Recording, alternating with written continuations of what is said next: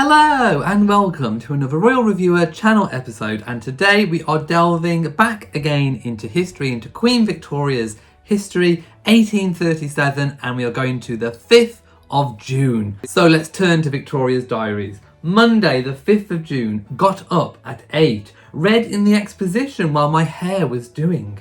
After 9 we breakfasted, the children played in the room. At 10 we drove out with Mary and Lathan and came home at a little before 11, wrote a letter to Speth. At 11:45 came Monsieur Grandinau till 12:15. At 12:30 came the Dean till 1:30, read with him in the NT and in Hume.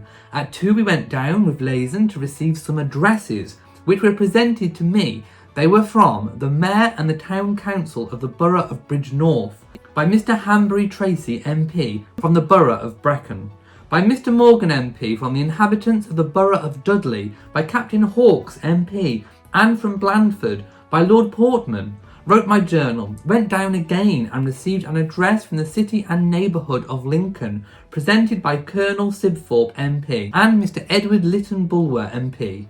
Played and sung. At 3 came Mrs Anderson till 4. At 4:15 we drove out with Lathan and came home at a little after 5, and after 7 we dined. Saw the children before dinner, said good night to Charles after dinner. At 9:45 we went into the saloon to receive the people for our concert, and at about 10:15 began our concert, which was most brilliant and a rich treat for me. The adjoined programme is a bill of the concert and will save me the trouble of naming each separate piece. I shall therefore only name what was the finest, but they were really all so beautiful and were all so well sung. I know not how to choose. They were all in excellent voice and never sang better. The singers were Grisi, who looked very handsome but is grown very fat. Albertazzi, who did not look well and was at first not en voix. Alessandri, who looked remarkably pretty. Rubini, my good honest master, who seemed to suffer from the heat very much, which was intense, though his voice did not show it at all. Tamburini and Ivanov. Costa presided at the piano. All the music of Malak Adel sounds much finer still in a room than on stage, as Costa leaves out the very elaborate accompaniment, which, as Lablache very truly observes, does him to the voices in parts. Well, to come to my point, the finest things in the prima parte were the first duo and second too. The comic duo Il Varai, which was given by Lablache and Grisi, with great spirit. Secondly, duo Ricciardo Chaveggio. Trio from Malek Adel, which was splendidly sung by Grisi, Rubini and Lablache. It commenced with Grandio Dorendi, and then came the duo Vieni Fugium, and concluded with the splendid trio which finishes the second act. Lablache came in most effectively with Qual Giamento Fue. It was the gem of the first act. Between the acts I said a few words to Grisi, who was in high good humour and really never sang better. She was dressed quite in white and had 2 small diamond ornaments at the sides of her plait. She looked beautiful.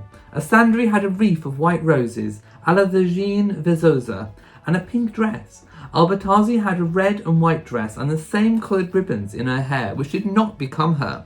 We went into the refreshment room between acts. The finest things in the second part were: first, second Ombre Chavoil, aria Malak Adel. Secondly, duo Sicit und Figlio. Third, duo Sicit und Figlio, I Briganti, but which they only sang one movement of. Shameful, I think, to leave out so much. Bianca e Falirio, a beautiful duo and still more beautifully sung by Grisi and Albertazzi. It was a delight to hear them. Their voices went so well together. Fifthly, the 6th aria Napolitana, imitably given by my worthy master who accompanied himself.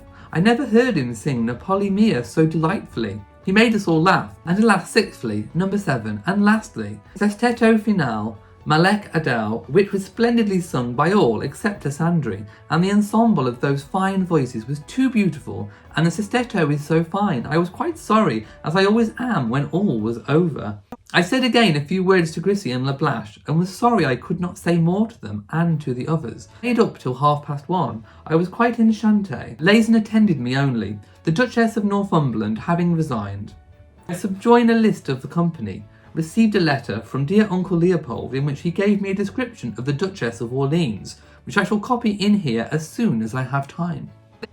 And there we have a very long and very, very complex diary entry, journal entry from Victoria. Now, I do apologise terribly for my pronunciations of some of the operatic language. I am not familiar particularly with how to pronounce these, so I'm hoping that I've kind of at least in the ballpark with those pronunciations.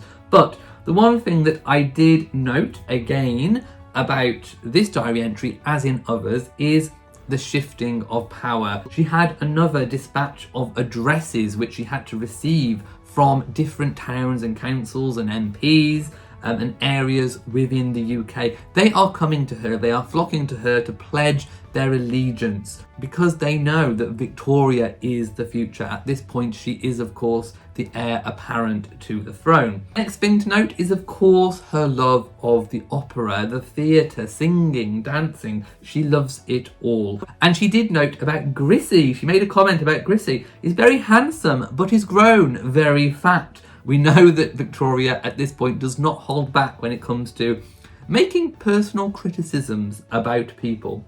She also went into great detail to recall all of her favourite parts of the night, all the different arias, all the things that she thoroughly enjoyed. No detail escapes Victoria. She puts it all down in her journal when she's recalling things. Another thing I'm looking forward to from future diary entries is the letter that she received from my dear Uncle Leopold, in which he gives me a description of the Duchess of Orleans, which I shall copy in here as soon as I have the time. I am wondering when this is coming because Uncle Leopold gave a description of the Duchess of Orleans. I think Victoria wants to talk about perhaps the Duchess of Orleans' appearance, maybe even her countenance. There could even be rumours coming in from Uncle Leopold, what he has heard. So I can't wait to hear that in future diary entries. I'm hoping it's not too far away. Today's tiara is the one that Princess Eugenie chose for her wedding day, on loan from the Queen.